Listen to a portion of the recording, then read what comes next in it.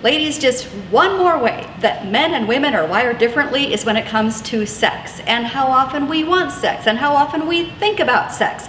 I've interviewed a lot of Christian authors, male authors, and pastors about marriage, and one of the common themes that has emerged is that a husband, a man, is just wired, like biologically wired through his hormones to be thinking about sex pretty much all the time. I mean, I think women would be flabbergasted at how often a man thinks about having sex. He's wired that way by God. It isn't something that we should look at as disgusting or I can't believe he wants sex again.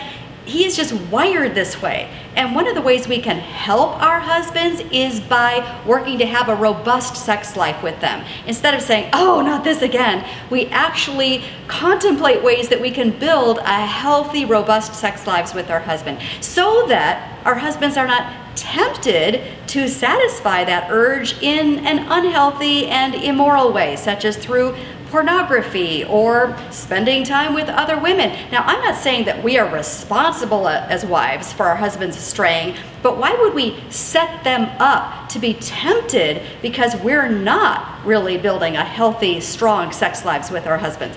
I think of 1 Corinthians 7, which says, do not deprive each other, except perhaps by agreement for a limited time, so that you may devote yourselves to prayer, and then come together again so that Satan may not tempt you because of your lack of self-control. So ladies, I know this is a generalization because some women want sex more often than their husbands, but in general, men, husbands, are thinking about it much more often than we are. So ladies, I'm just saying one of the best ways we can help our husbands is by building that healthy sex life. Now, I know some of you are tired.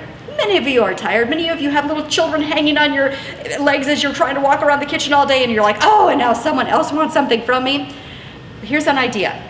Tell your husband that you'd like to have sex with him tonight, but you need his help in letting you have some relaxation time after dinner where maybe you can take a bubble bath or just withdraw from all the pressures and just kind of start thinking about being romantic. Maybe light some candles in the bedroom and get yourself in the mood, because for women it all starts right up here in the brain, right? So get yourself in the mood, and I bet your husband more than likely will be willing to help take care of the kids, get the dishes in the dishwasher, pack the kids' lunches, get them to bed, if he knows that you're ready and eager and waiting for him. Just a thought, because men are wired differently than women, and we need to understand a man's sex drive.